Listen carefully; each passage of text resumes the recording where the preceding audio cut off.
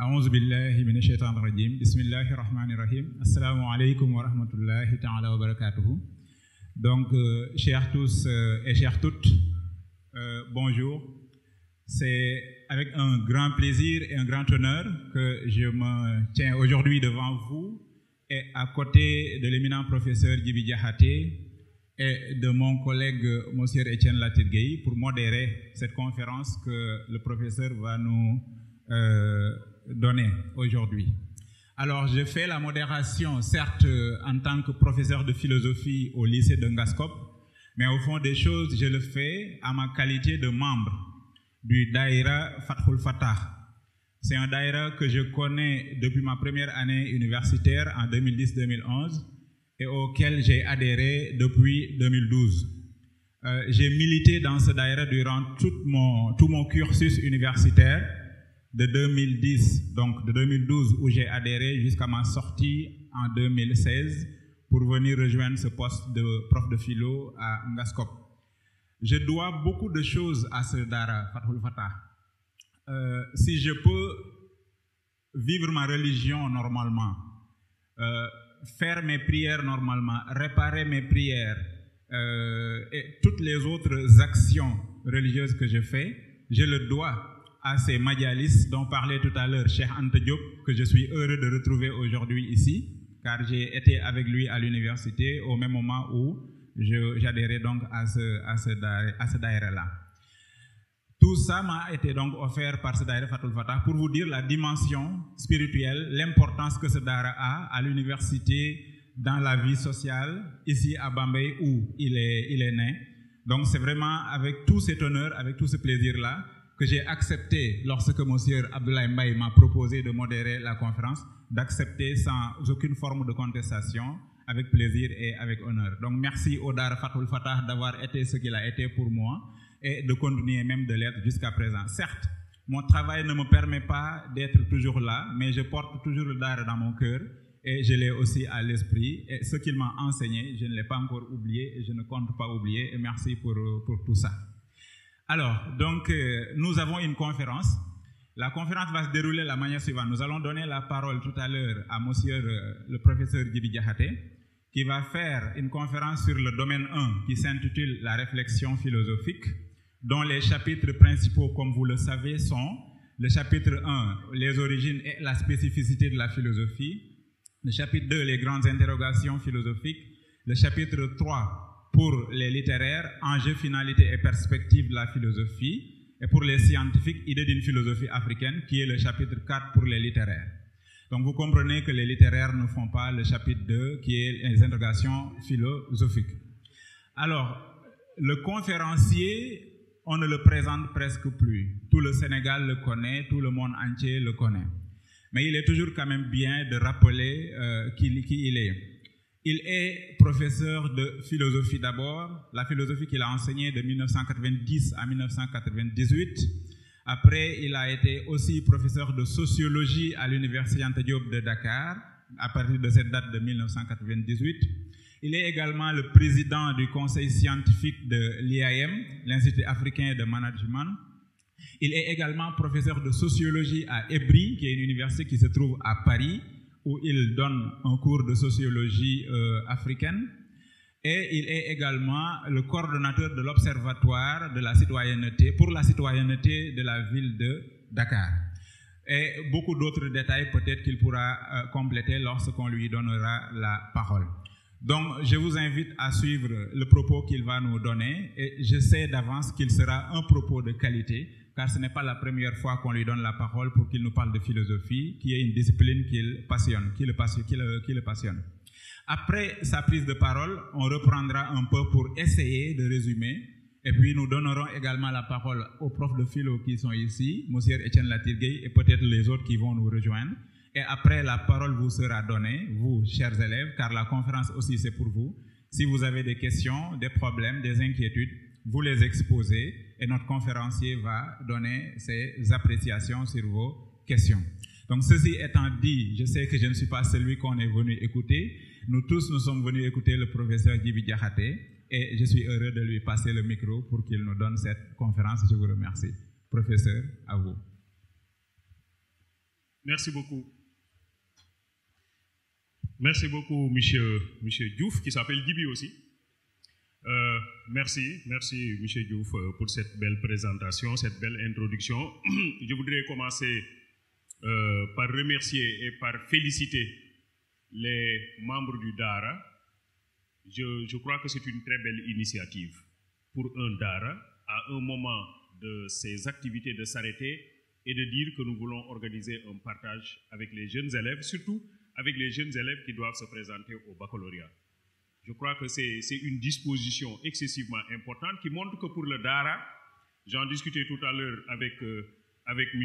Diouf, que pour le Dara, ce qui est le plus important, la richesse, ce n'est pas la possession, mais la richesse, c'est le partage.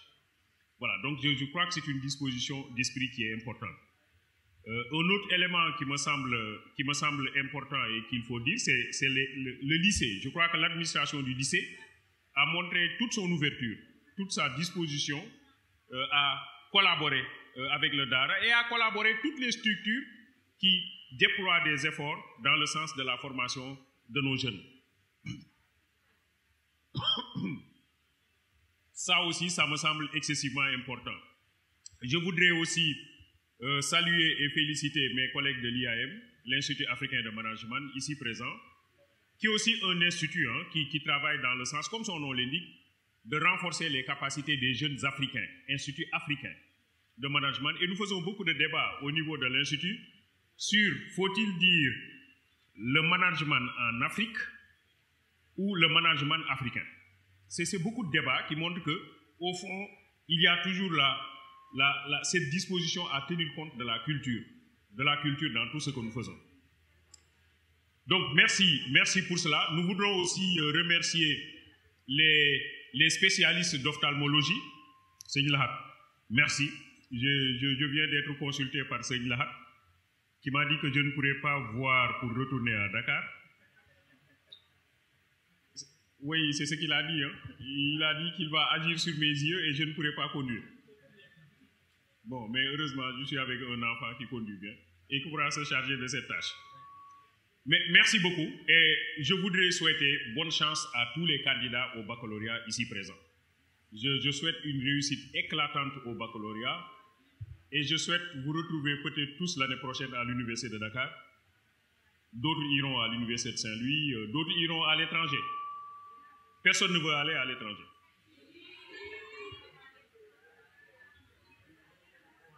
Bon.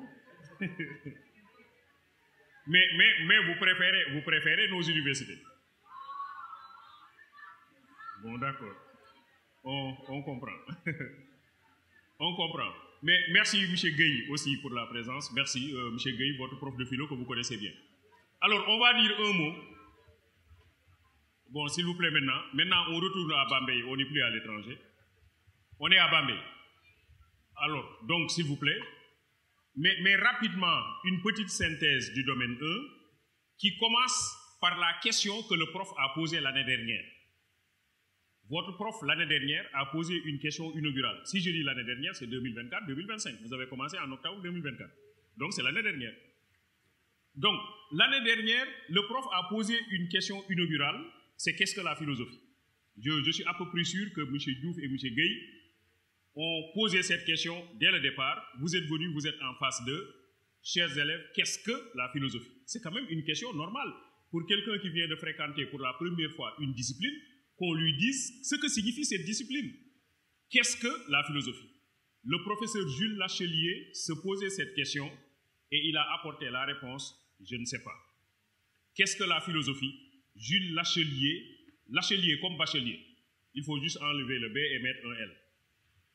Et donc, à la question « qu'est-ce que la philosophie ?» Jules Lachelier répond « je ne sais pas ». C'est quand même curieux, pour un prof de philo, quelqu'un qui est appelé à enseigner une discipline et qui, dès le départ, avoue qu'il est incapable de définir la discipline qu'il a en charge d'enseigner. Il enseigne la philosophie et il dit « je ne sais pas ce que c'est que la philosophie ». Et les gens lui ont dit « comment est-ce possible? Comment vous êtes chargé d'enseigner une discipline et que vous avouez dès le départ que vous êtes dans l'incapacité de la définir ?» Il dit « la philosophie est une discipline difficile à définir au moins en raison du désaccord des philosophes. Les philosophes sont en désaccord. Et puisqu'ils sont en désaccord, il est difficile de trouver une définition qui puisse satisfaire tout le monde en même temps. Lorsque cette définition est acceptée par certains, elle peut être rejetée par d'autres. Les philosophes ne s'entendent pas. On a même pu dire que les philosophes ne s'entendent que sur leur désaccord. Les philosophes sont d'accord qu'ils ne sont pas d'accord.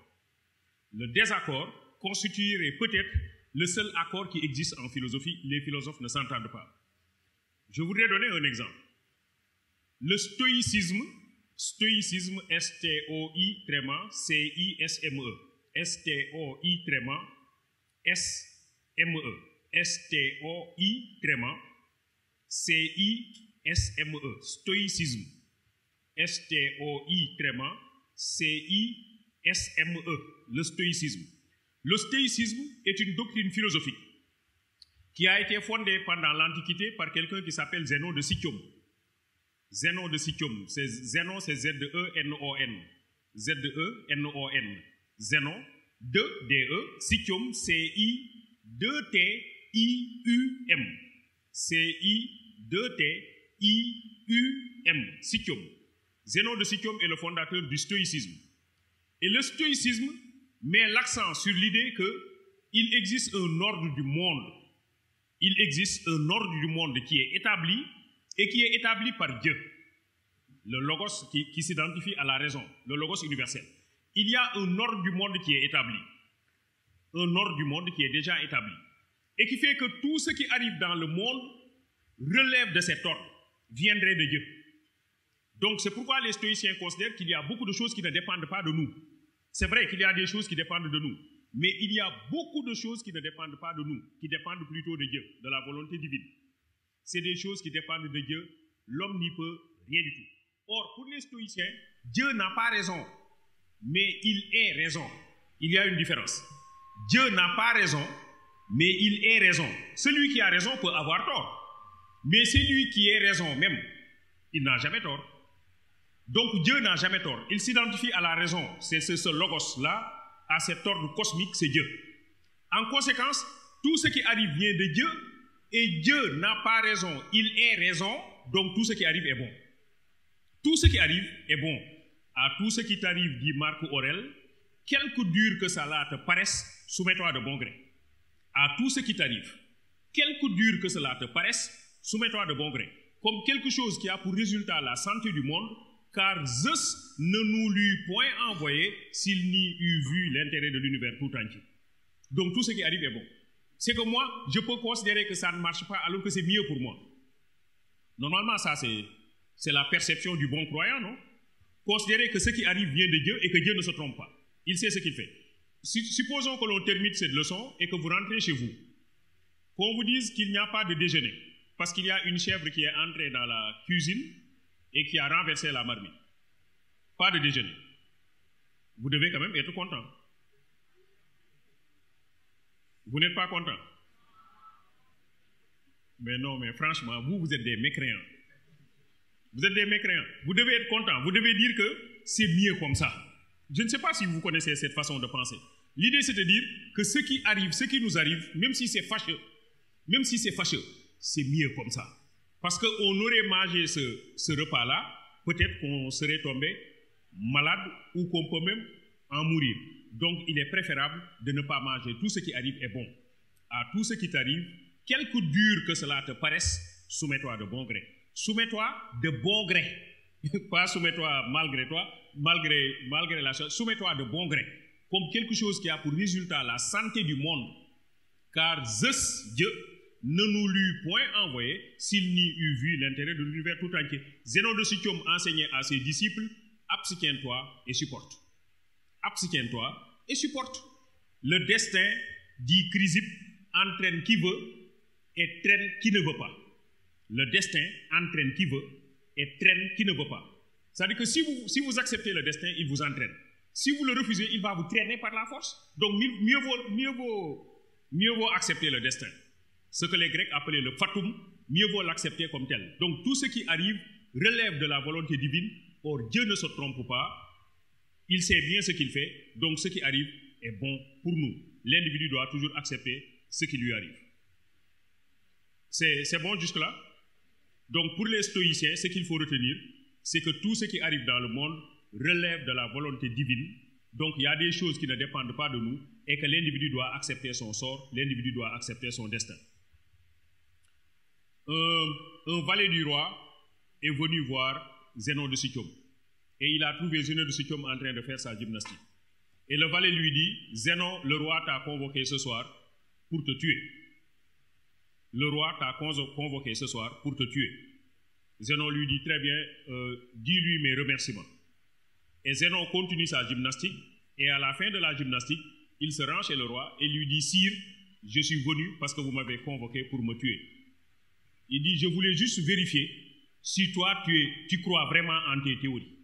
Parce que c'est toi qui enseignes tout ce qui arrive, c'est Dieu qui l'a voulu, et que l'individu accepte son destin. Alors moi, j'ai accepté mon destin, et je suis venu chez vous. Si vous devez me tuer, tuez-moi.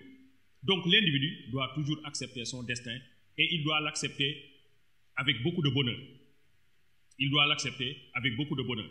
C'est pourquoi un bon croyant, c'est quelqu'un qui doit toujours être souriant. Un bon croyant, il doit toujours être souriant. Vous savez quoi? Pourquoi? Parce qu'il dit, je suis content de ce qui m'arrive. Ce qui m'arrive est bon, et je suis toujours content. Voilà donc l'enseignement des stoïciens, qui sont des philosophes. Le stoïcisme est une doctrine philosophique de l'Antiquité. Prenez une autre doctrine philosophique de l'Antiquité qui s'appelle l'épicurisme. Épicurisme. Comme vous l'entendez, épicurisme. Épicurisme, E-P-I-C-U-R-I après S-M-E. Épicurisme, qui a été fondé par Épicure. Épicure est le fondateur de l'épicurisme. Alors, Épicure considère que ce qui arrive à l'homme relève d'abord et avant tout de la responsabilité de l'homme lui-même. Ah ouais. Donc, là où les stoïciens considèrent que ce qui arrive relève de la volonté divine pour l'essentiel, les choses qui ne dépendent pas de nous, les épicuriens considèrent que ce qui nous arrive engage notre responsabilité. Donc, si l'homme est heureux, mais c'est parce que l'homme a su faire une arithmétique raisonnable des plaisirs. Et si l'homme est malheureux, c'est qu'il a poursuivi des plaisirs qui l'ont mené au malheur. Donc, pour les épicuriens, si vous êtes heureux, mais c'est parce que vous vous contentez du minimum. Un peu d'eau, un peu de pain, un peu de paille pour dormir. Donc, pour Épicure, si vous voulez être heureux, n'attendez pas le bonheur de Dieu. Le bonheur, c'est vous. Il faut manger un peu, boire un peu et dormir sur de la paille. Il ne faut pas dormir sur du matelas. Un peu de pain, un peu d'eau, un peu de pain, un peu de paille pour dormir. Qui ici dort sur de la paille? Il n'y en a pratiquement pas. Dormir sur la... Et même la paille, un peu de paille, pas beaucoup de paille, un peu de paille pour dormir. Ce que Épicure veut dire, c'est qu'il faut plutôt viser l'austérité. Il faut vivre de façon austère, de façon simple, de façon modeste, et ne pas rechercher le luxe. Le grand luxe nous conduit vers le malheur. Donc, pour Épicure, si vous êtes malheureux et que vous dites, c'est Dieu qui m'a conduit vers le malheur, il dit non, attention, c'est vous-même. Parce que vous avez cherché, vous le savez très bien dans notre société, il y a des gens qui vivent au-dessus de leurs moyens et qui après peuvent avoir des problèmes. Je ne sais pas ce que je veux dire. Vous avez un salaire de 100 000 francs et vous allez louer une maison à 200 000 francs. Vous allez prendre une femme et vous lui donnez 1 million pour la dot. Etc., etc. Est-ce que vous avez les moyens de ça? Mais si vous avez des problèmes, Épicure dit, c'est vous-même qui êtes responsable des problèmes que vous avez. Parce que vous ne vous êtes pas contenté du minimum, un peu d'eau, un peu de pain, un peu de paille pour dormir. Donc, qu'est-ce qu'on en tire comme conclusion? Là où les stoïciens disent que ce qui arrive, c'est Dieu qui l'a voulu, il y a beaucoup de choses qui ne relèvent pas de la volonté divine, qui relèvent de la volonté divine, et les épicuriens qui considèrent que ce qui arrive engage la responsabilité de l'homme. Je ne sais pas si vous voyez ce que je veux dire maintenant. Nous sommes en présence de deux philosophies opposées. Les philosophes ne s'entendent pas. C'est ce que j'ai voulu montrer. Les philosophes ne s'entendent pas. L'espace de la philosophie pourrait être assimilé à un vaste champ de bataille. C'est Emmanuel Kant qui parle comme ça. Kant considère que la philosophie est un champ de bataille. Un champ de bataille, mais au sens de bataille théorique. Les philosophes sont toujours dans une situation de tension intellectuelle et de polémique. La philosophie est traversée par la tension intellectuelle et par la polémique. Donc disons au total qu'on ne peut pas définir la philosophie. Pourquoi? Parce que les philosophes ne s'entendent pas. Il y a toujours des accords en philosophie. Les philosophes ne s'entendent pas. L'espace de la philosophie est toujours traversé par des polémiques. Il y a toujours polémique en philosophie. Les philosophes ne sont pas obligés d'être d'accord sur les questions au sujet desquelles ils réfléchissent. Donc, vous avez plusieurs points de vue, vous avez plusieurs approches, vous avez plusieurs écoles, et les philosophes ne s'entendent pas. Dernier exemple que je pourrais donner, peut-être, vous savez que Aristote a été disciple de Platon. Aristote a été disciple de Platon. Il était à l'académie c'est l'école de Platon, mais à un certain moment, Aristote a dû quitter son maître Platon pour aller fonder sa propre école appelée le lycée. C'est Aristote qui a créé le lycée. Alors, Aristote était disciple de Platon à l'académie. À un certain moment, il n'était plus d'accord avec son maître Platon. Alors, il a quitté son maître Platon pour aller fonder sa propre école. C'est comme ça. En philosophie, il y a toujours des accords. On n'est même pas obligé d'être d'accord avec le maître. La vérité, dit Maurice Merleau-Ponty, n'est pas dans le cahier du maître. La vérité, dit Maurice Merleau-Ponty, n'est pas dans le cahier du maître. Le meilleur philosophe, dit Nietzsche, est celui qui tue son maître. Attention, ça ne veut pas dire qu'il faut venir tuer M. Diouf ou M. Gueye. Mais tuer son maître, ça veut dire qu'on n'est pas obligé d'être d'accord. On n'est pas obligé d'être d'accord. Un philosophe peut se situer dans une toute autre perspective. Voilà, c'est cela qui caractérise la philosophie du haut de son piédestal. Hegel affirmait que la philosophie c'était lui, que son système, si vous voulez concentrer l'essentiel de la philosophie, Hegel disait à ses étudiants que mon système est le meilleur en philosophie. Et quelques années plus tard, Marx affirme que la philosophie de Hegel marche la tête en bas, les pieds en l'air. C'est cela en fait. Il y a toujours ce que Jacques Derrida appelle un travail de déconstruction en philosophie. Le travail de déconstruction. Et Alain affirme que philosopher, c'est dire non. Philosopher, c'est dire non.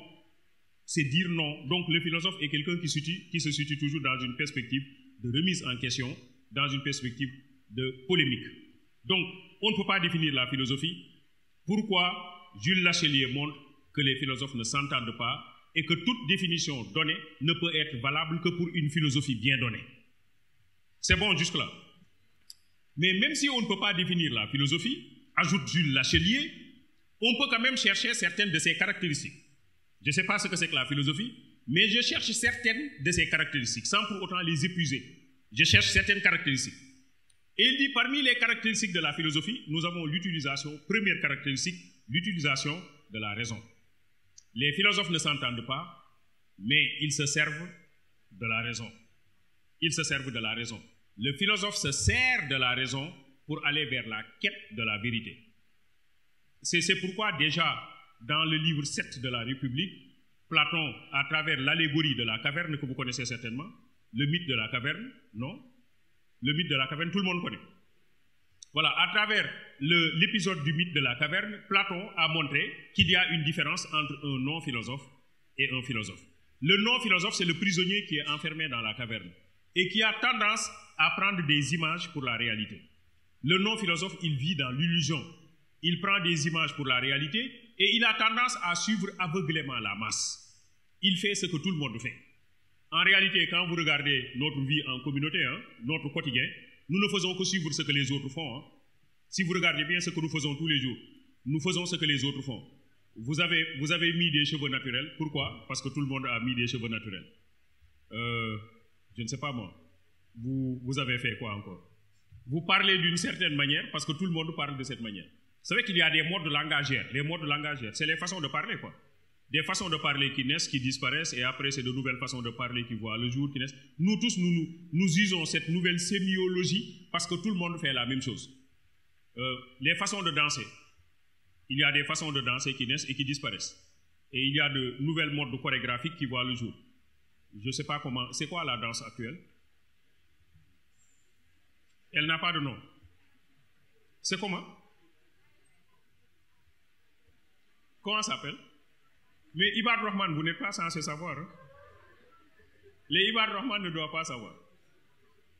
Alors,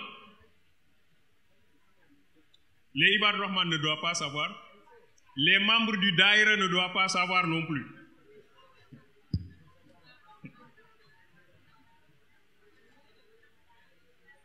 Bon, alors je veux dire que simplement, nous avons tendance à suivre aveuglément la mode. Nous suivons aveuglément la mode. Nous ne réfléchissons même pas, nous n'utilisons pas notre raison.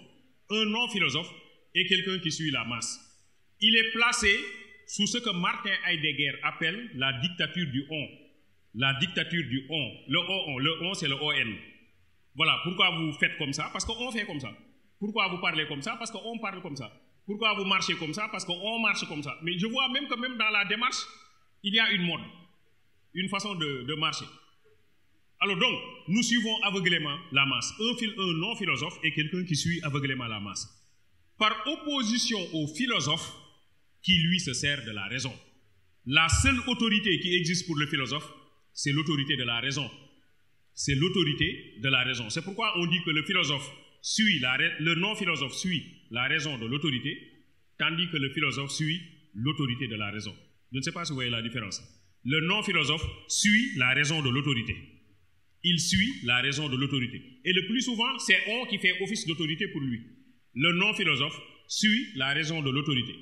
Le philosophe suit l'autorité de la raison. Vous voyez la différence? C'est-à-dire donc que pour le philosophe, la seule autorité qui compte, c'est la raison. Se servir de la raison. L'utilisation de la raison est un élément essentiel en philosophie. C'est pourquoi d'ailleurs Jean-Pierre Vernant a considéré que l'éclosion de la philosophie correspond avec la libération de la raison. L'éclosion de la philosophie correspond avec la libération de la raison. C'est Jean-Pierre Vernant qui parle comme ça.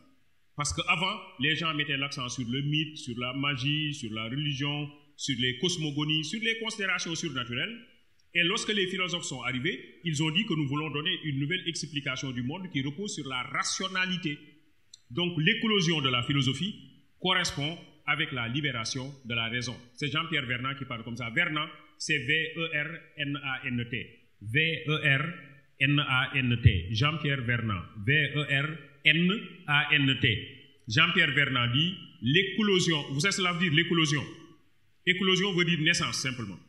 La naissance de la philosophie, l'éclosion de la philosophie correspond avec la libération de la raison. Ah, la notion de libération me semble ici importante.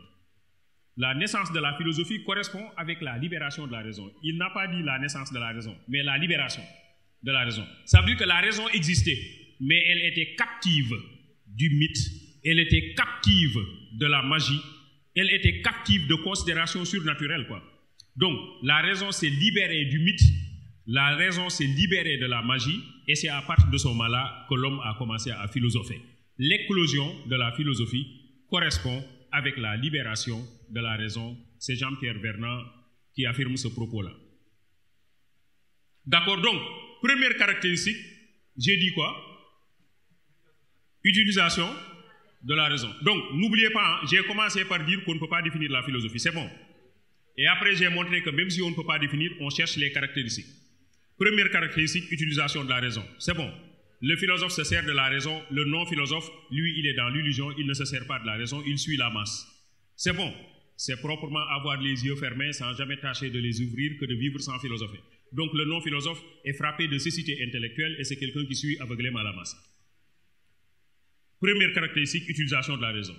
Deuxième caractéristique de la philosophie, c'est le déploiement de l'esprit critique. Le déploiement de l'esprit critique. Le philosophe se sert de la raison, mais il se sert d'une raison critique. C'est-à-dire, il critique, il doute. Le philosophe doute. Le philosophe doute. Le philosophe doute, et il doute de quoi selon vous? Le philosophe doute. Il doute de quoi? Il doute de ses... Il doute des connaissances, il doute... Voilà, le philosophe doute de tout. Le philosophe doute de tout. Le philosophe doute pour établir une différence entre le vrai et... Très bien, toi tu iras au paradis. Il doute pour établir une différence entre le vrai et le vraisemblable. Parce que le vraisemblable a ceci de fâcheux qu'il ressemble au vrai sans l'être. Je ne sais pas ce que je veux dire. Il faut douter pour établir la différence entre ce qui est vrai et ce qui semble vrai mais qui ne l'est pas. Le faux, on sait qu'il est faux. Le faux, on sait qu'il est faux. C'est le vraisemblable qui pose problème. Donc, et il faut arriver à faire la différence entre ce qui est vrai. Vous savez ce que cela veut dire, le vraisemblable? Bon, par exemple, vous le savez mieux que moi. Quelqu'un vous envoie une invitation sur Facebook avec une belle photo. Vraiment une belle photo. Mais est-ce que cette photo reflète la véritable anatomie de la personne concernée? Non, en fait, des fois, il faut douter. Vous doutez. Des fois, vous rencontrez la personne, vous vous dites, mais ça, c'est pas la photo que j'avais vue. Et aujourd'hui, je sais qu'avec les machines là, avec le téléphone, il y a possibilité de transformer la photo, non? Oui, de rendre un profil plus beau. Alors, en conséquence, qu'est-ce qu'il faut faire? Pour échapper à tout ça, il faut douter. Le philosophe nous invite à douter. Il met l'accent sur le déploiement de l'esprit critique. Un philosophe est quelqu'un qui doute. Il ne doute pas seulement pour douter, contrairement à ce que pensent les sceptiques certainement. Il doute pour trouver la vérité. Il doute pour trouver la vérité. Il soulève des questions, il questionne, il interroge, parce que vous-même vous le dites, l'apparence est souvent trompeuse. Donc il ne faut pas se contenter de l'apparence. Il faut aller en deçà de l'apparence pour chercher et trouver la vérité cachée. C'est ce que Paul Ricoeur appelle la dialectique du montré caché. Paul Ricoeur dit à chaque fois que quelque chose est montré, autre chose est cachée. Et il faut chercher la vérité derrière ce qui est montré. Ne jamais se contenter de l'apparence. C'est vous qui l'avez dit. Ne jamais se contenter de l'apparence. Il faut aller en deçà ou au-delà de l'apparence pour chercher la vérité qui est cachée. L'exemple que je donne souvent, que vous connaissez certainement, c'est quel exemple? Tout le monde connaît. C'est l'exemple du couple qui a vécu pendant longtemps, qui n'avait pas d'enfant. Et oui, tu peux répéter l'exemple? Bon, les enfants cherchent ça, c'est sur YouTube. Alors, c'est un couple qui a vécu pendant longtemps sans avoir d'enfant. Et le couple avait fini par adopter un chien. Et le couple avait entouré le chien de tendresse, d'amour, d'affection, comme si c'était son bébé. Le chien était choyé et il était heureux. Mais malheureusement pour ce pauvre chien, quelques années plus tard, la femme est tombée enceinte et a mis au monde par la suite un joli bébé. Et à compter de la naissance du bébé, le couple a commencé à délaisser le chien, à marginaliser le chien et à ne focaliser désormais son affection et son attention que sur le bébé. Le chien s'est senti trahi. Un jour, le couple s'est mis sur la terrasse pour prendre une croûte. Au même instant, le bébé dormait en bas dans le salon. Le chien était aussi en bas dans le couloir à côté du salon. À un certain moment, le monsieur s'est rappelé que le bébé était en bas et que le chien était aussi en bas. Il a pris rapidement les escaliers et quand il est arrivé à hauteur du couloir, il s'est aperçu que la gueule du chien était tachetée de sang et que le chien était en train de ronger un os. Le monsieur entre dans sa chambre, prend un revolver et tue le chien. Après, il entre dans le salon et il s'aperçoit que le bébé était en train de dormir tranquillement. Ce qui s'est passé, c'est qu'il y a une bête qui est entrée dans la maison, qui a voulu mordre le bébé et le chien n'a fait rien d'autre que tuer cette bête-là. Descartes nous dit, il faut éviter soigneusement la précipitation et la prévention et n'accepter aucune chose pour vrai avant de la connaître évidemment comme telle. Donc un philosophe, c'est quelqu'un qui doute. Ce monsieur-là, il n'a pas douté parce qu'il aurait d'abord vérifié. Le doute, c'est ce besoin de vérification. Simplement, vérifier, poser des questions, chercher avant de prendre quelque décision que ce soit. Donc, la philosophie nous invite à douter pour chercher et trouver la vérité qui est cachée. Donc, le doute est un élément important dans la philosophie. Descartes considère d'ailleurs que le doute est le fondement de la philosophie. Descartes considère que le doute est le fondement de la philosophie. Un philosophe, c'est quelqu'un qui doute. Troisième caractéristique, donc, première caractéristique, c'est quoi encore? Utilisation de la raison. Deuxième caractéristique, le déploiement de l'esprit critique. Troisième caractéristique, c'est quoi? Mais ils connaissent tout. Troisième caractéristique, c'est la quête du savoir. La quête du savoir. Un philosophe n'est pas quelqu'un qui possède le savoir, c'est quelqu'un qui va à sa recherche. Tout ce que je sais, c'est que je ne sais rien. Et puisque je ne sais rien, qu'est-ce que je dois faire? Je dois chercher le savoir. C'est Socrate qui dit, tout ce que je sais, c'est que je ne sais rien. Et puisque je ne sais rien, je dois être à la quête du savoir. Mais attention, pour un élève, un jeune élève, je dis un jeune élève qui cherche le savoir, il doit être prêt à affronter la faim. Si vous voulez avoir le savoir, vous ne devez pas avoir peur de la faim. Même si vous ne mangez pas, ce n'est pas grave. On cherche le savoir. Si on cherche le savoir, on ne doit pas avoir peur de la soif. Même si vous ne buvez pas, ce n'est pas grave, c'est le savoir qui est le plus important. Si vous êtes un jeune garçon qui cherche le savoir, vous ne devez pas vous intéresser aux filles. Et si vous êtes une jeune fille qui cherche le savoir, vous ne devez pas vous intéresser. C'est vous qui l'avez dit. Mais ça, c'est Cheikh Amadou Bamba qui le dit dans le Kunkantiman en réalité. Oui, c'est de ça qu'il s'agit. Donc, on cherche le savoir, on se met à la quête du savoir. D'accord? Donc, un bon philosophe est quelqu'un qui avoue son humilité. Voilà, l'humilité consiste à dire que moi je ne sais pas et je cherche. Par opposition au dogmatique. Le dogmatique le plus souvent, c'est quelqu'un qui dit moi je connais tout. Et puisque je connais tout, mais je n'ai plus besoin de chercher le savoir. Le dogmatique ne cherche pas le savoir. Le philosophe par contre, puisqu'il est ignorant et il est conscient de son ignorance, il va à la quête du savoir. Le dogmatique est ignorant, mais inconscient de son ignorance. Un dogmatique, c'est un ignorant qui ignore son ignorance. Il est ignorant de son ignorance. Le philosophe, il est ignorant, mais ignorant, conscient de son ignorance. Je ne sais pas si vous voyez ce que je veux dire. Le philosophe est ignorant, mais il est conscient de son ignorance. Donc le philosophe ne sait pas, mais il sait qu'il ne sait pas. L'ignorant est quelqu'un qui ne sait pas, mais qui ne sait pas qu'il ne sait pas. Et il croit qu'il connaît. C'est ça le dogmatique. Le dogmatique, comme le sophiste, c'est quelqu'un qui prétend tout connaître alors qu'il ne sait pas. Et donc c'est quelqu'un qui ne se met pas à la quête de la connaissance, tandis que le philosophe, lui, va à la quête de la connaissance. Philosopher, c'est être en route. Les questions sont plus importantes que les réponses. Et chaque réponse devient une nouvelle question. La philosophie se trahit elle-même lorsqu'elle dégénère en dogmatisme, c'est-à-dire en savoir mis en formule définitif et complet. Donc le philosophe, il est à la quête du savoir. Philosopher, c'est être en route. Maintenant, une fois que j'ai dit ça, s'il vous plaît, on fait rapidement le résumé. Premièrement, on a dit qu'on ne peut pas définir la philosophie. Pourquoi?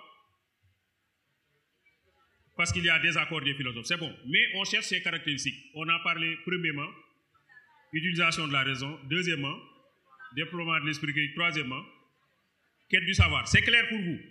Mais vous avez le bac alors. C'est largement suffisant. Parce qu'après, après il faut appliquer. C'est tout. Gardez ça en tête et appliquer. Regardez, moi j'ai mes 3 caractéristiques. J'ai l'utilisation de la raison, j'ai l'esprit critique, j'ai la quête du savoir. C'est ça, hein? Maintenant, j'applique, je prends ça, je compare avec la science, je prends ça, je compare avec la religion, c'est tout.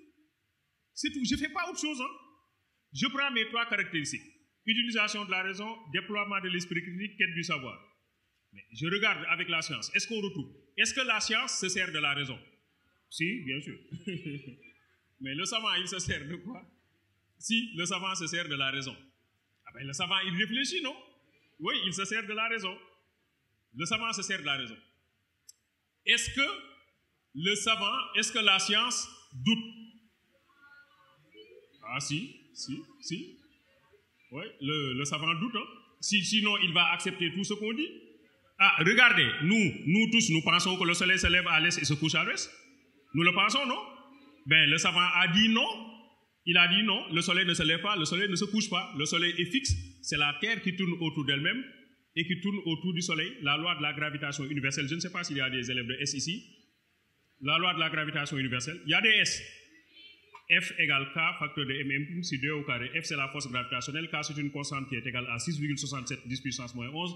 M' sont les masses qui s'attirent et D au carré, c'est le carré de leur distance. En fait,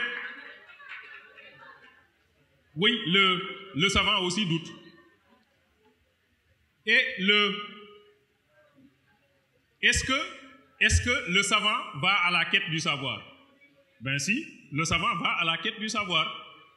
Ben, le savant va à la quête du savoir, parce que c'est comme ça qu'on évolue aussi dans le domaine de la science. On rectifie des erreurs. Bachelard dit que toute vérité scientifique est une erreur rectifiée. On rectifie. Bon, élève de CM2, 9 moins 10 égale combien? Élève de CM2. Impossible. Élève de CM2, 9 moins 10, impossible. Élève de terminale R, L. 9 moins 10 égale combien? Moins 1. Donc c'est possible. Non seulement c'est possible, mais vous donnez le résultat. Élève de terminale L, toujours. Moins 1 au carré, c'est égal à combien? C'est égal à 1, parce qu'on vous a dit que le produit d'un nombre carré est toujours positif. Élève de terminale S, I au carré, c'est égal à combien? C'est égal à moins 1. I au carré, c'est égal à moins 1.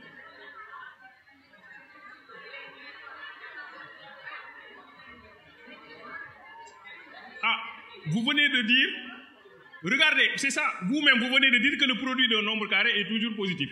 Et on vient de vous dire qu'il y a un nombre carré qui est négatif. I au carré, c'est égal à moins 1. Mais comment expliquer ça? C'est très simple. C'est que la science aussi évolue. Le savant va. L'élève de CM2, il travaille avec un ensemble réduit qui est l'ensemble N des entiers naturels. L'ensemble N des entiers naturels. Et dans l'ensemble N des entiers naturels, on n'admet pas de nombre négatif. Ça va de 0 à plus l'infini. L'élève de terminale L travaille avec l'ensemble R des réels, qui va de moins l'infini à plus l'infini. Et dans cet ensemble, on peut admettre que le produit d'un nombre carré est toujours positif.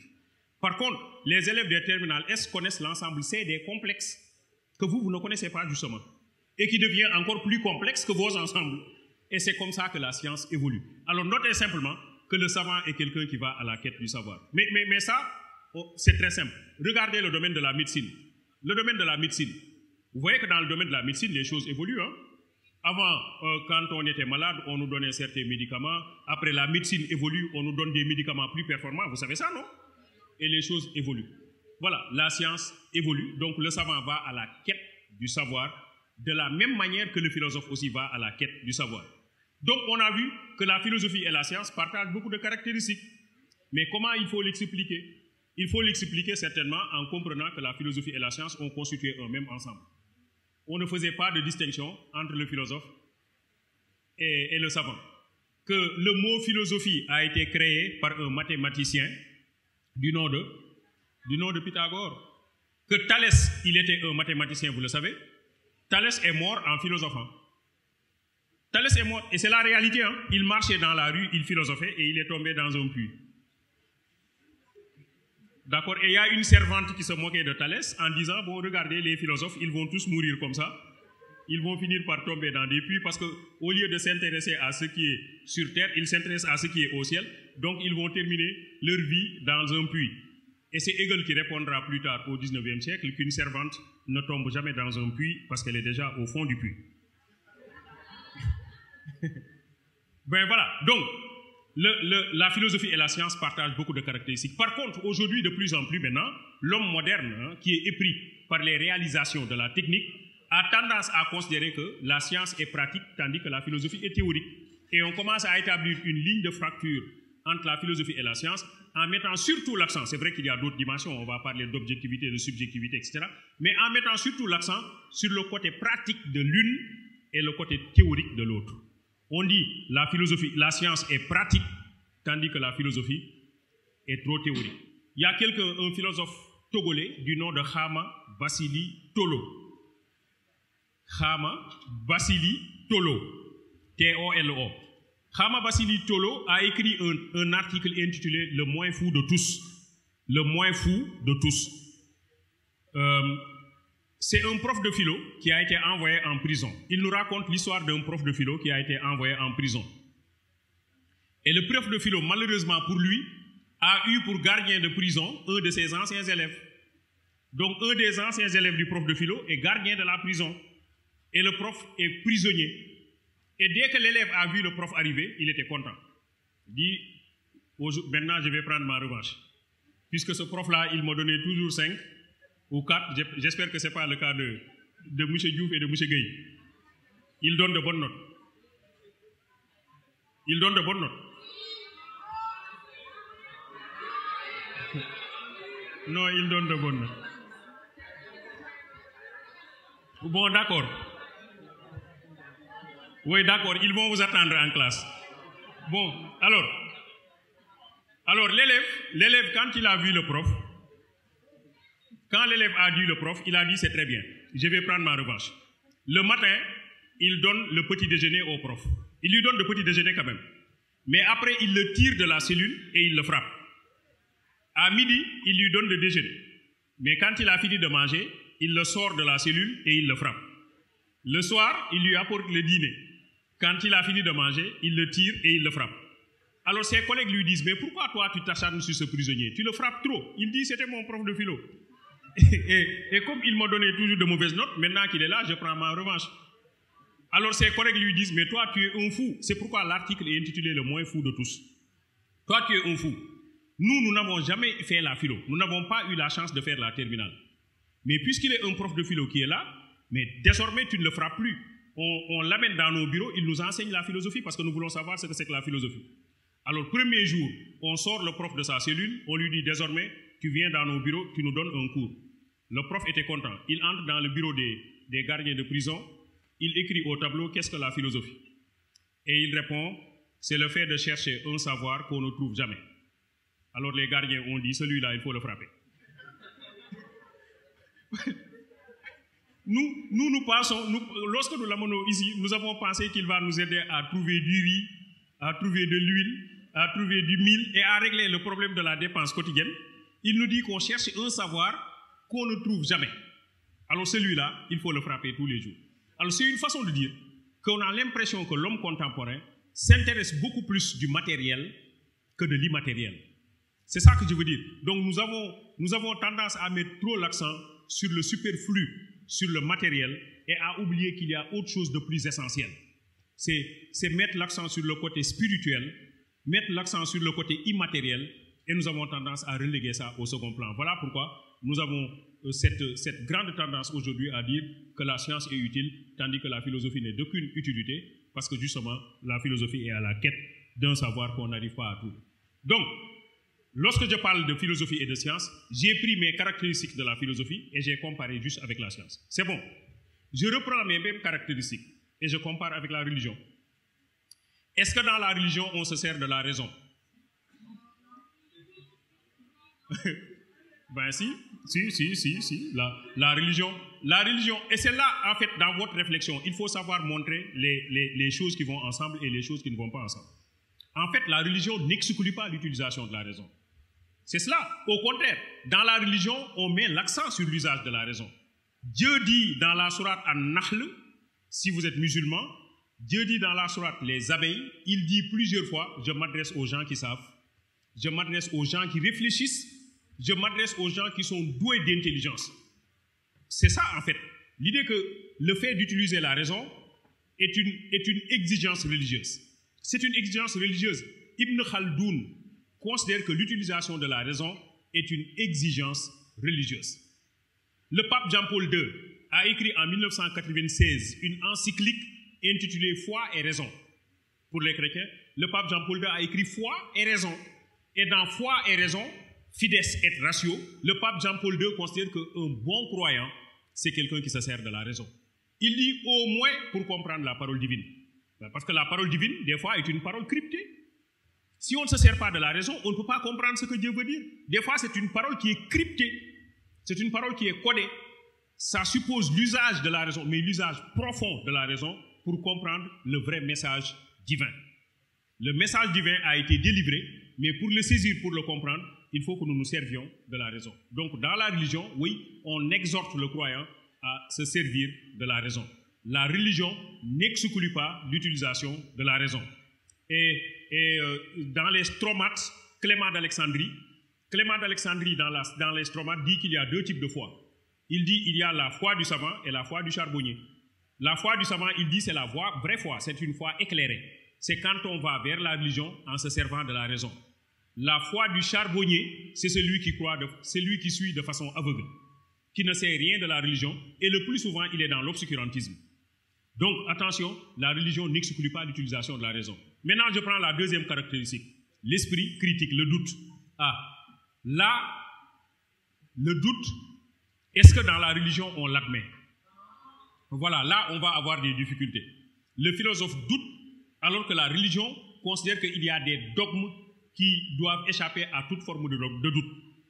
Il y a des choses dont on n'a pas le droit de douter. On doit les accepter comme telles. Le prophète Mohammed, paix et salut sur lui, avait un compagnon qui était très fidèle, qu'on appelait Abou Bakr. Peut-être que vous en avez entendu parler. Abou Bakr, on lui avait adjoint le qualificatif Sadir. Vous avez entendu parler de Babakar Sadir. Alors Sadir, ça signifie le croyant, le fidèle, le loyal. C'est ça Sadir. Alors, un jour, le prophète a dit qu'il a fait une sorte d'ascension. Que le prophète a fait des milliers et des milliers de kilomètres en une nuit. Il a dit ça. Il a fait des milliers et des milliers de kilomètres en une nuit. Quand il a dit ça, Abou Bakr n'était pas présent. Abou Bakr n'était pas présent. Alors les gens ont fait une délégation pour aller voir Abou Bakr. Et quand ils sont arrivés, ils ont dit à Abou Bakr, nous savons que tu as tendance à croire tout ce que dit le prophète. Mais cette fois-ci, il vient de dire une chose, c'est sûr et certain que vous n'allez pas croire. Abou Bakr leur dit, est-ce que ce que vous allez me dire, c'est sûr que c'est le prophète qui l'a dit? Ils ont dit, oui, il l'a dit au marché, tout le monde était témoin. Abou Bakr leur dit, alors je n'ai pas besoin de savoir ce qu'il a dit, parce que j'y crois. Ne me dites même pas ce qu'il a dit. J'y crois. Est-ce que cette attitude est une attitude philosophique? Non, ce n'est pas une attitude philosophique. En réalité, le philosophe est quelqu'un qui doute de tout. Et c'est à ce niveau-là qu'on va trouver justement une distance entre le domaine de la philosophie et le domaine de la religion. Parce que justement, le domaine de la philosophie est un domaine qui considère qu'il faut douter de tout. Il faut douter de tout. Le philosophe cherche à tout remettre en cause, alors que dans le domaine de la religion, les dogmes divins doivent faire l'objet d'une acceptation totale. Voilà, c'est cela la foi qui doit nous conduire à accepter les choses comme telles. On parle de dogmes religieux qu'il faut accepter comme tels. Et c'est pourquoi des penseurs comme Nietzsche, des penseurs comme Sartre, etc., ont eu des problèmes avec la religion. Troisième caractéristique. Donc, utilisation de la raison, c'est bon. Déploiement de la critique, c'est pas bon. On se comprend si je dis pas comme ça. Et attention, je n'ai pas dit que c'est pas bon de déployer l'esprit critique. Hein. J'ai dit que pour la religion, nous allons avoir une disjonction. On se comprend. Troisième caractéristique, la quête du savoir. Qu'est-ce qu'on fait? Est-ce que la religion met l'accent sur la quête du savoir? Si, la religion nous invite à chercher le savoir. Ça, vous le savez, dans toutes les religions révélées, on met l'accent sur la quête du savoir. On invite le croyant à aller à la quête du savoir. Moi, je dis même à mes étudiants qu'un étudiant qui ne fait pas son cours, on ne doit pas lui donner 0. Un étudiant qui ne vient pas au cours et qui vient en retard ou qui sèche ses cours, en réalité, il n'a pas 0 ici, mais il a 0 là-bas. Je ne sais pas ce que je veux dire. Dieu lui a donné un 0 parce qu'il doit chercher le savoir. C'est une exigence religieuse.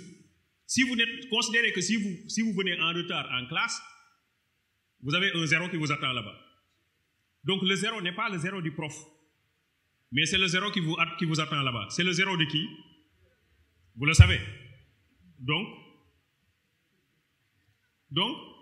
nous n'arriverons plus jamais en retard et nous ne sécherons plus jamais les cours. D'accord, vous l'avez dit. Donc le jour où vous le ferez, oui, et nous ne tricherons plus aussi. Ça, c'est le censeur qui l'a dit. Hein. Oui, ceux qui trichent aussi, ils auront 0 de l'autre côté. Alors donc, j'ai réglé mon problème en 10 minutes, c'est presque.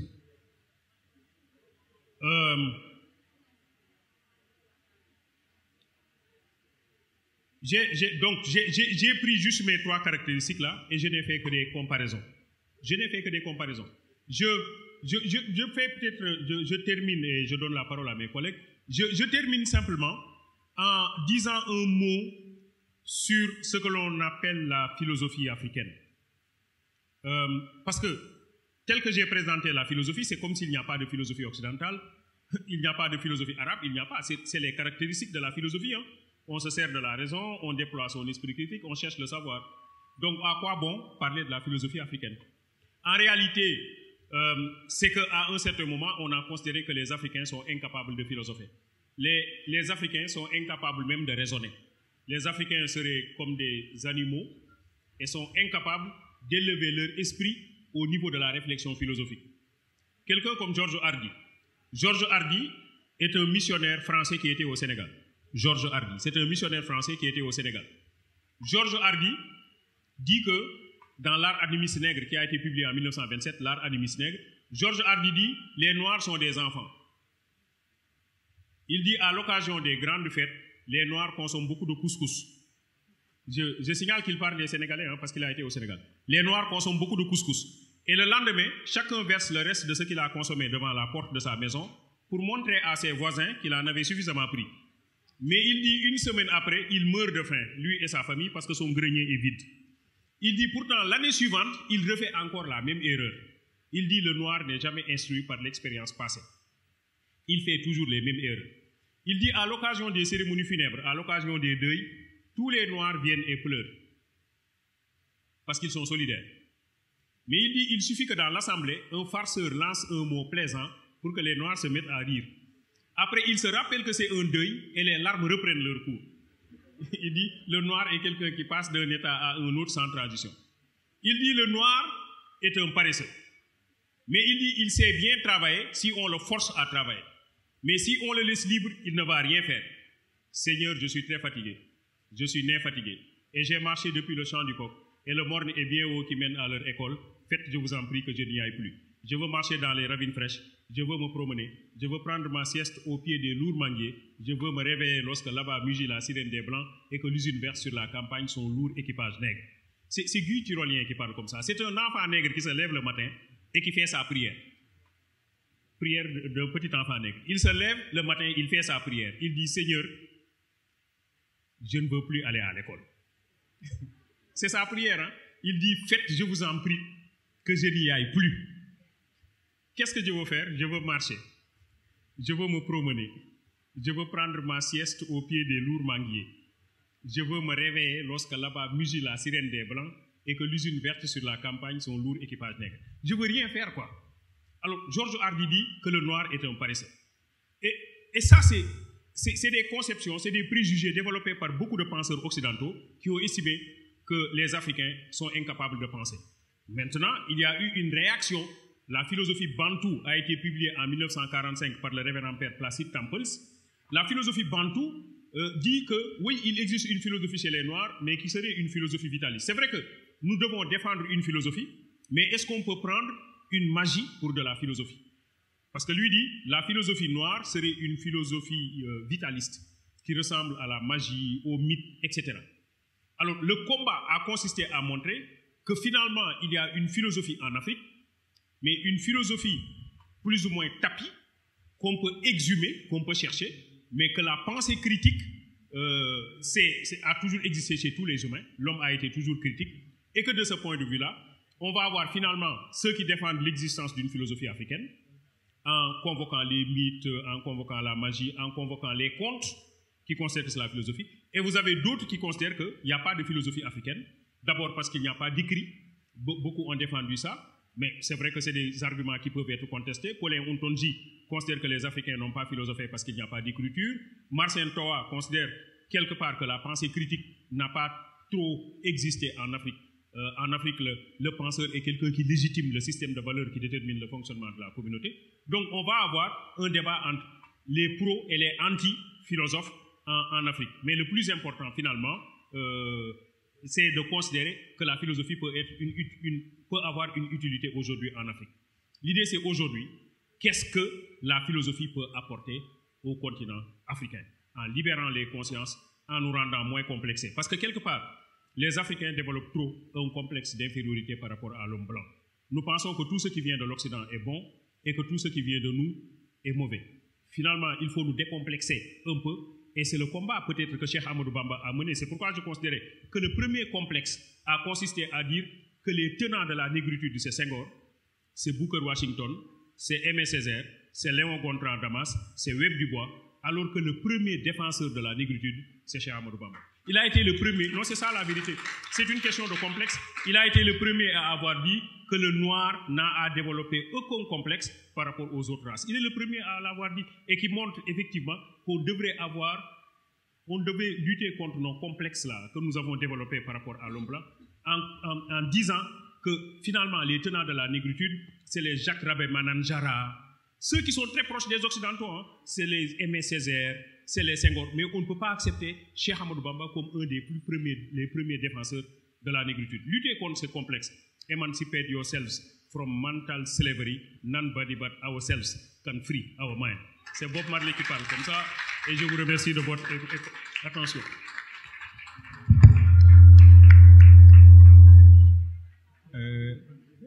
Amin. C'était très bien. C'était parfait. Merci, professeur Djibi Diakhaté. Je pense que dans ma présentation, j'avais oublié de signaler une chose. C'est un grand savant. Dans les années 1980, le professeur Djibril Samb a écrit un livre qui s'appelle Cheikh Anta Diop, dans lequel il présente tout le système de pensée de Cheikh Anta Diop. Vous savez, Cheikh Anta, c'est quelqu'un qui a parlé de beaucoup de choses, de la physique, de la chimie, de l'histoire, de la culture, de l'anthropologie, de beaucoup de sciences sociales et de sciences dures. Alors, Djibril Samb a caractérisé Cheikh Anta Diop comme étant un polymathe. Alors, aujourd'hui, je pense que nous pouvons également dire que le professeur Djibi Diakhaté est un polymathe, avec sa théorie des 3 ensembles-là, en primaire, en terminale pour les littéraires et puis en S pour les autres. C'est très clair et je pense qu'il faut avoir une connaissance un peu poussée en mathématiques pour être conscient de ces choses-là. Il n'est pas un simple prof de philo comme nous qui peut-être ne connaissons pas forcément ces éléments-là. Alors, le polymathe, c'est une caractéristique qui vous va très bien. Bravo pour cette conférence. Alors, je pense que le rôle du modérateur, c'est de résumer après. Ce ne sera pas difficile parce que la conférence a été très claire et au fur et à mesure qu'il avançait, il résumait en même temps.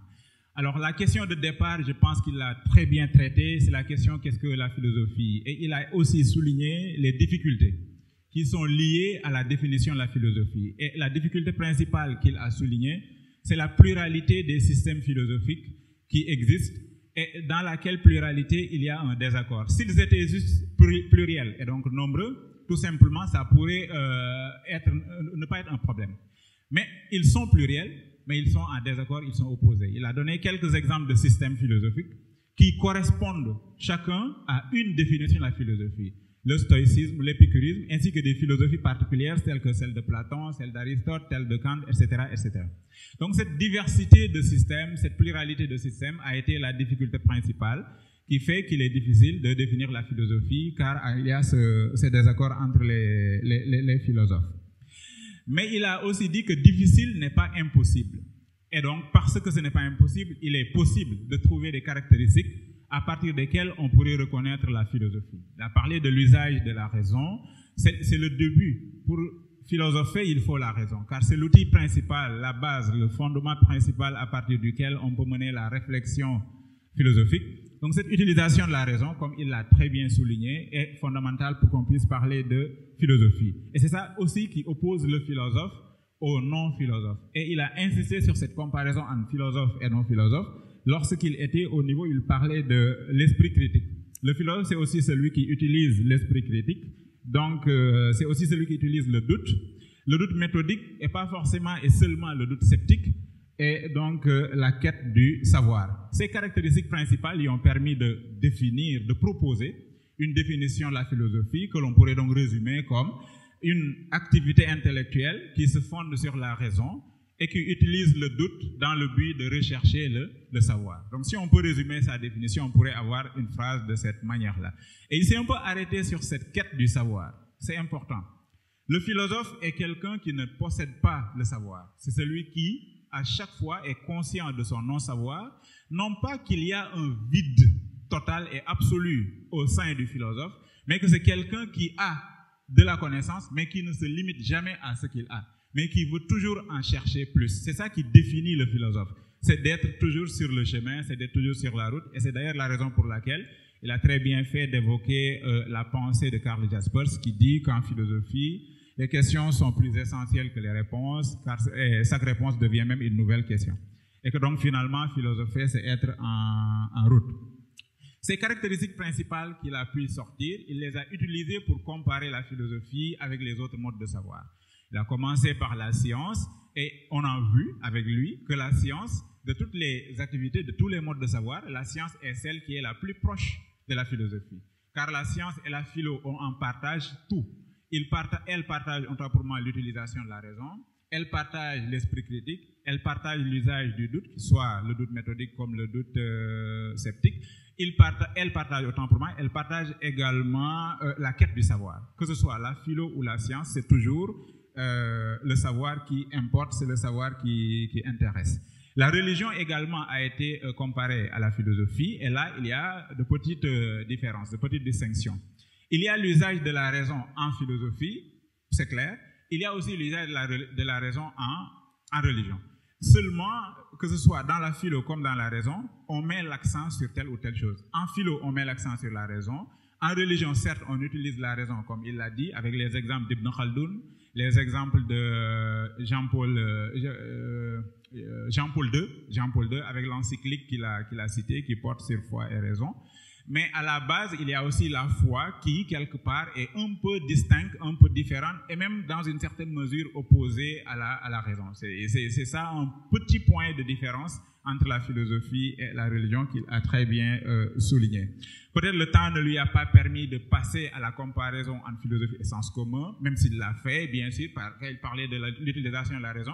Le philosophe utilise la raison, le non-philosophe est sous la dictature du on, comme le dit Heidegger, et donc c'est celui-là qui est prisonnier des préjugés, des habitudes qui sont toujours en cours dans son temps. Donc il avait fait la comparaison avant même d'en arriver à la comparaison entre philosophie et les autres modes de savoir. Donc on peut prendre ça dont il avait parlé quand il parlait de l'utilisation de la raison dans cette comparaison entre philosophie et sens commun. Il y a aussi la comparaison entre philosophie et mythe, qu'il a encore une fois abordé quand il parlait de l'utilisation de la raison.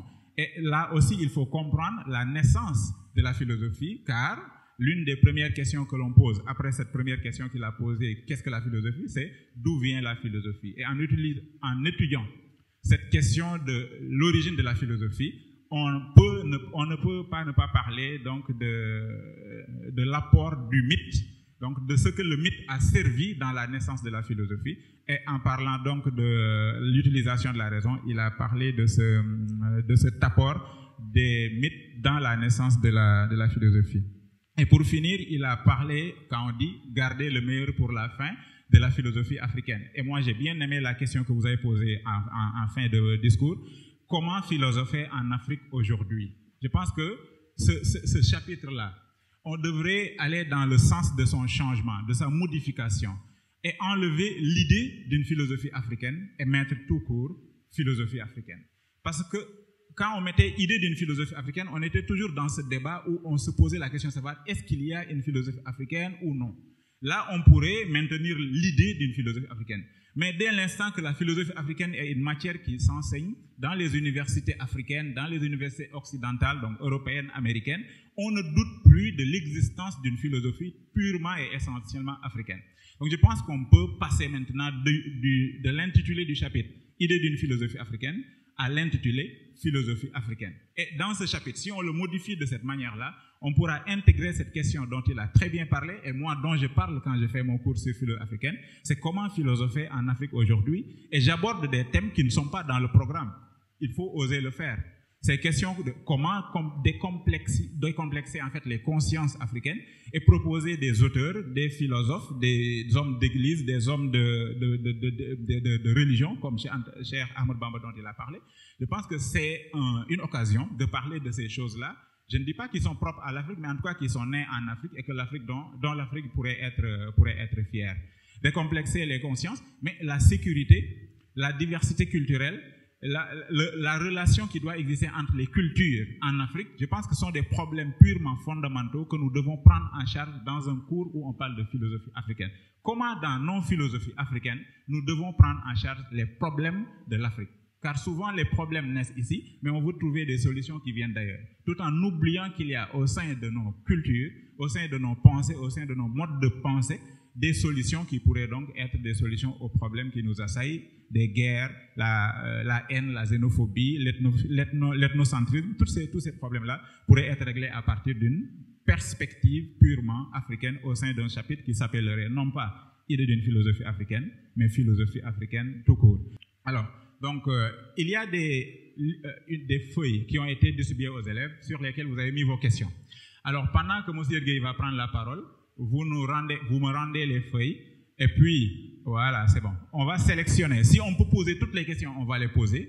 Mais si le temps ne nous permet pas de poser toutes les questions, on va en sélectionner certaines pour ménager le prof, mais également pour gérer le temps, car il y a aussi la prière qui se profile à l'horizon. Donc, je vous remercie de votre attention et encore une fois, merci au professeur Djibi Diakhaté de cette très belle conférence. Alors, sans pour autant tarder, les questions sont nombreuses. Elles sont au nombre de 24, si j'ai bien compté. C'est clair qu'on ne peut pas répondre à 24 questions pour le temps qui nous reste. Et en plus, il y a des questions qui se recoupent et des questions qui se ressemblent et des questions qui ont été déjà traitées dans l'intervention du professeur. Alors, j'ai choisi certaines questions qui n'ont pas été abordées par le prof et ça lui donne la possibilité, voilà, d'aborder le reste de ce domaine 1. Le premier, pourquoi la philosophie et la science ont divorcé pendant le XVIIIe siècle? Cette séparation entre philosophie et science au XVIIIe siècle, pourquoi? Oui, vous avez bien fait d'utiliser le terme divorce, parce que moi, quand je traitais le rapport entre philosophie et science, devant mes élèves, je parlais de mariage, divorce et réconciliation.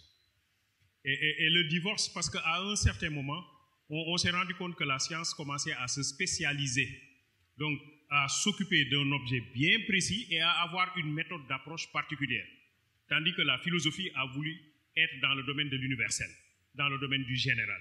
Et donc, à partir de ce moment-là, on commence à voir les distinctions entre la philosophie et la science. Donc, le savant se spécialise dans un domaine. Et la spécialisation devient encore de plus en plus pointue. Au départ, d'ailleurs, on avait si vous prenez la médecine, hein, on avait la médecine générale seulement, et puis peut-être 2 ou autres. Maintenant, on a des spécialités, des sous-spécialités. Ça devient alors que la philosophie veut être englobante. À partir de ce moment-là, évidemment, on trouve une distinction entre la philosophie et la science. Maintenant, l'autre aspect, je l'ai dit, c'est le côté pratique de la science. Enfin, la science, elle est théorique, hein, mais elle met en place des résultats que le technicien utilise, de l'application technique des outils de la science. Mais aujourd'hui, de plus en plus, on parle de technosciences. Donc, elles vont ensemble et on a tendance à reléguer la philosophie au second plan. C'est pourquoi quelqu'un a dit que toute compétition entre la philosophie et la science est ruineuse pour la première. Pour être toujours dans ce... Voilà. Est-ce que la philosophie est utile? Oui, parce qu'au moins on a posé la question. Le simple fait de poser la question de l'utilité de la philosophie montre qu'elle est utile. Paul Ricoeur dit que l'utilité de la philosophie pourrait être circonscrite au niveau de la gymnastique intellectuelle. La philosophie nous fait pratiquer une gymnastique intellectuelle. Elle nous fait pratiquer un sport, le sport de l'esprit. Elle nous fait réfléchir, mais c'est déjà important. La philosophie, regardez ses caractéristiques, elle me pousse à utiliser la raison, elle me pousse à être critique, elle me pousse à chercher le savoir. Et pour nous autres Africains, la philosophie nous pousse à lutter contre toutes les formes de complexe. En réalité, c'est important de ne pas être complexé. Aujourd'hui, ce qui permet à un homme de se positionner, ou même à une communauté de se positionner et de se distinguer des autres, mais c'est de lutter contre toutes les formes de complexe et d'être fier de son identité. Je crois que c'est important, la philosophie aussi travaille dans cette perspective. Très bien. Donc, une question qui porte sur l'origine. Concernant l'origine de la philosophie, elle est née en Grèce ou bien en Égypte, selon Cheikh Anta Diop? Oui, en fait, selon Cheikh Anta Diop, la philosophie serait née en Égypte. L'Égypte est non seulement le berceau de l'humanité, mais l'Égypte est le berceau de la connaissance. Et qu'il y a eu des penseurs grecs qui ont été formés dans les universités égyptiennes. Pythagore a été formé en Égypte, ça on le sait, c'est incontestable. Le professeur Djibril Samb, il l'a dit tout à l'heure, a montré que Platon a séjourné en Égypte. Parce que Platon, dans ses 36 livres, nous parle 35 fois d'Égypte. Et dans le Gorgias, Platon nous donne même le coût du voyage de la Grèce vers l'Égypte. Platon nous donne le coût du voyage de la Grèce vers l'Égypte. Donc, on peut dire effectivement avec Cheikh Anta Diop, que l'origine première de la philosophie, ce serait l'Égypte. Mais on sait évidemment qu'il y a une tendance des Européens à s'accaparer de tout et à montrer que la philosophie parlerait grec. Mais si la philosophie parle grec, ça veut dire que toutes les sciences aussi parlent grec, parce que ne l'oubliez pas, la philosophie serait la mère des sciences. Très bien. Alors, la différence entre la religion et le mythe? Oui, en fait, le mythe réfère à un cadre plus ou moins réduit, alors que la religion est plus ouverte. La religion établit une relation, comme son nom l'indique, entre l'individu et une force supérieure. Ce qui fait que la religion peut, aujourd'hui on parle de religion universelle, religion, etc. Alors que le mythe, c'est toujours le mythe d'une communauté. Je ne sais pas si vous voyez ce que je veux dire. Le mythe appartient toujours à une communauté. La religion peut faire un effort de démonstration. Le mythe ne fait pas l'effort de démonstration. Hein. C'est des récits qui sont affirmés. Il faut croire ou ne pas croire.